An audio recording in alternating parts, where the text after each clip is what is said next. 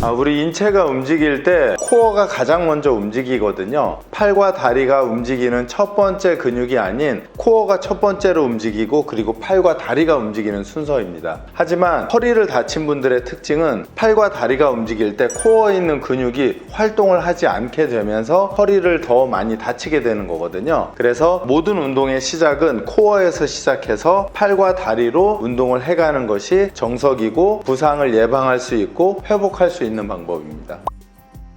네, 우선 코어가 약한 분들이 코어를 조금 잘 만들기 위해서는 다리를 조금 구부리는 게 좋아요. 그래서 오늘은 다리를 구부린 상태에서 브릿지, 그 다음에 옆으로 엉덩이 들어 올리기, 그리고 엎드린 상태에서의 운동 3가지를 해보도록 하겠습니다. 자, 그 첫 번째는 누운 상태에서 양쪽 무릎을 들어 올려 90도를 만들고요. 그 상태에서 엉덩이를 들어 올리는 브릿지 운동입니다. 한번 해보실게요.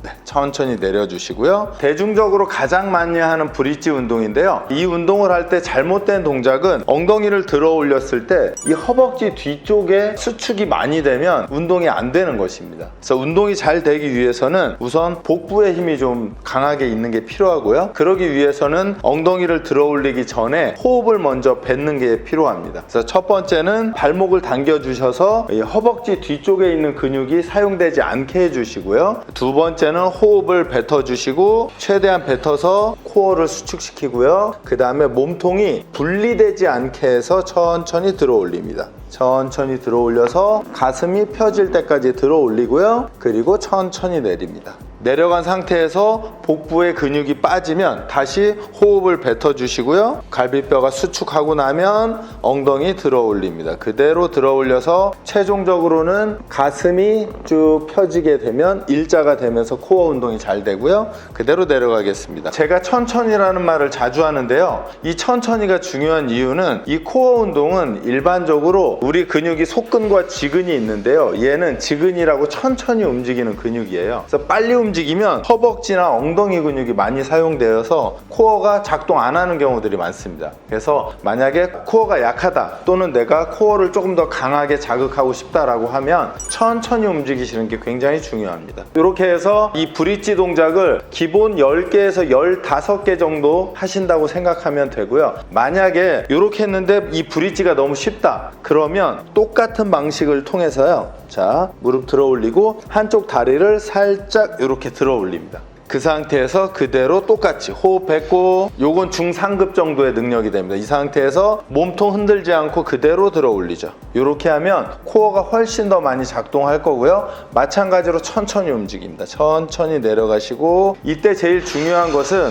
양쪽 골반이 위아래로 흔들리지 않게 같이 올라와야 코어가 작동되고요. 만약에 얘가 뒤틀리면 코어가 작동이 잘 안 되는 것입니다. 그럴 때는 조금 낮게 움직이는 게 좋습니다. 순서는 호흡, 엉덩이 들어 올리기, 버티기. 들어 올렸을 때 어깨에서 엉덩이, 무릎까지 직선을 만들어 주시는 겁니다. 엉덩이가 낮게 올라오면 코어가 덜 작동되고요. 엉덩이만 쓰이는 경우가 많습니다. 그래서 코어가 쓰이기 위해서는 일직선까지 올려주시는 게 필요합니다. 천천히 내리시고요. 그렇죠. 호흡 순서 중요합니다. 호흡 뱉고 엉덩이 들어 올려서 어깨에서 무릎까지 직선으로 천천히 들어 올렸다가 내릴 때도 천천히 내려줍니다. 이렇게 해서 브릿지 동작을 초급으로 하실 때는 양발을 지면에 붙여서 해주시고요. 내가 코어가 좋아졌거나 양발로 10개에서 15개를 편하게 하시면 한쪽 발로 다시 시작하면 아마도 5개, 7개 하실 거예요. 그러면 다시 얘를 10개, 15개까지 점증적으로 올려주시면 될 것 같습니다. 자, 이 동작은 측면 운동을 하실 건데요. 일반적으로 우리가 코어라고 하면 복부, 그 다음에 허리, 엉덩이 정도만 생각하거든요. 하지만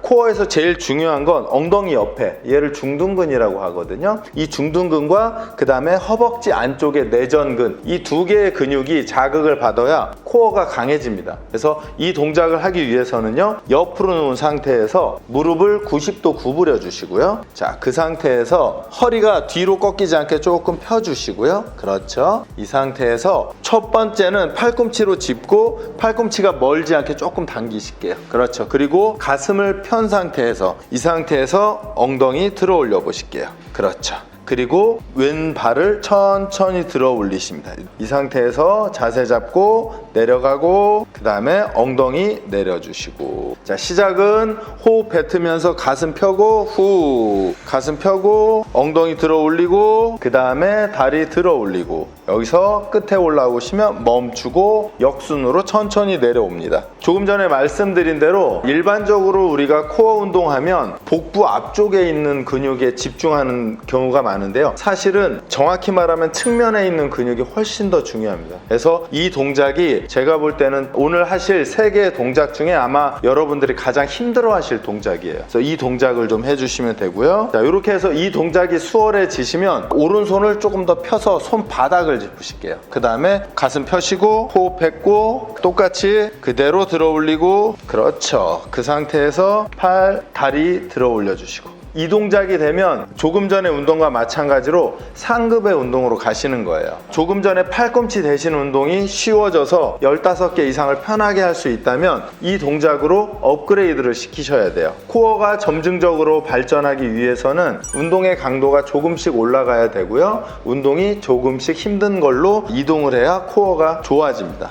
그래서 첫 번째 동작인 어깨를 펴는 동작이 없으면요, 잘못하면 어깨와 손이 좀 부담스러울 수 있어요. 그래서 가슴 피면서 어깨 피고 그 다음에 엉덩이 들어 올리고 다리 들어 올려서 천천히 내려주시면 되겠습니다. 어디에 자극이 많이 오세요? 몸에도 좀 많이 들어오죠. 왜냐하면 구부렸던 팔꿈치를 피게 되면 이 견갑골이라고 하는 곳에 안정성이 생기거든요. 그래서 전체적으로 상부까지가 운동이 같이 된다고 생각하시면 될 것 같습니다. 그래서 조금 전에 보여드린 것처럼 팔꿈치를 대고 하는 게 1단계 기초 운동이라고 보시면, 두 번째는 팔꿈치를 펴서 손을 짚고 하는 걸 2단계의 조금 더 업그레이드 된 운동이라고 생각하시고 순서대로 한번 해보시면 도움이 되실 것 같습니다.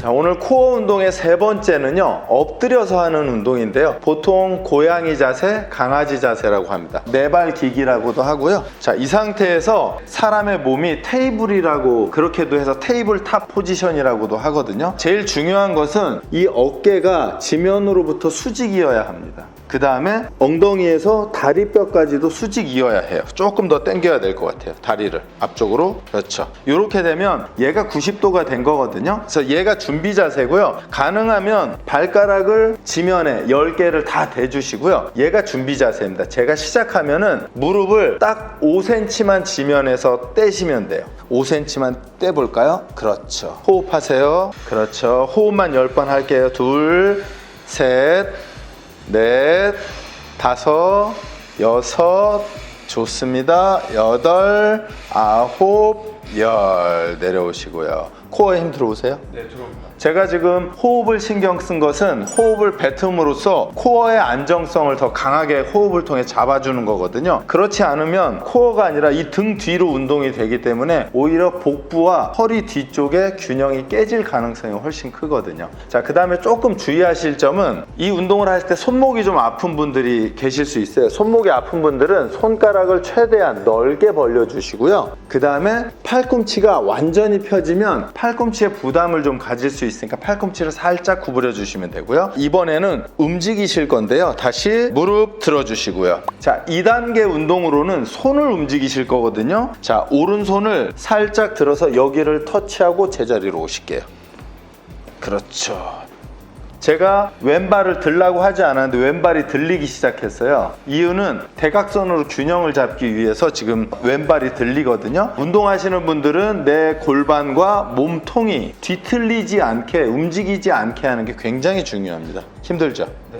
왜냐하면 지금 이 동작이 저희 최초의 버티는 동작보다 훨씬 더 난이도가 높아지거든요. 자, 그 다음에 반대쪽 한번 하실게요. 엉덩이 살짝 들어주시고 팔꿈치 살짝만 구부려 주시고요. 조금 어렵다면 양 발을 조금 넓게 하시면 돼요. 왼쪽 팔 들어보실게요. 그렇죠. 하나. 움직이기 전에 호흡을 먼저 뱉고요. 그 다음에 팔이 움직입니다. 반대쪽보다 골반의 움직임이 조금 적죠. 오른쪽과 왼발의 안정성이 조금 더 좋다는 거거든요. 하다 보면 좌우차가 있으실 거고요. 좌우 중에 잘 안 되는 쪽을 한 세트나 두 세트를 더 해주시면 도움이 될 것 같습니다. 두 번째, 팔을 들었는데 너무 어렵다, 그렇게 생각되시면 중간급을 하나 더 보여드릴게요. 무릎 살짝 들어 올려 주시고요. 자, 이 상태에서 발을 살짝 들었다가 내립니다. 팔을 드는 것보다 얘가 조금 더 쉬워요. 오른팔과 아마 왼쪽으로 이렇게 대각선 운동이 될 거예요. 어깨와 골반이 흔들리지 않게 좋습니다. 팔보다 조금 쉬우시죠? 네, 팔보다는 쉽습니다. 네, 아마 난이도로 하면 다리를 들어올리는 게 1 정도의 레벨이라면 팔을 들어올리는 게 3이나 4의 레벨 정도 돼요. 하시다가 힘들면 무릎이 지금도 우리 트레이너 올라가는데요. 닿을랑 말랑. 이 자세를 유지하고 딱 다리만 움직여 주시는 거예요. 코어의 기본적인 움직임이 이렇습니다. 내 다리가 움직일 때 코어는 이 다리를 움직이게 하기 위해서 멈춰주는 거예요. 그래서 지금 보여드린 것처럼 누워서 브릿지 운동, 그 다음에 옆으로 누워서 사이드 운동, 그 다음에 엎드린 상태에서 내발기기에서 팔과 다리를 움직이는 운동, 이렇게 해서 한 번 반복할 때 15회 정도 하시고요. 얘를 2번에서 3번의 세트 정도 하시면 시간으로 하면 10분 안쪽으로 걸리실 거거든요. 아마 코어가 충분히 자극이 되고 강해지실 겁니다. 집에서 한번 이렇게 운동해 보시면 허리 부상을 예방할 수 있고요. 그 다음에 허리가 아프신 분들은 점차적으로 근력이 생기면서 허리가 좀 더 건강해지실 겁니다.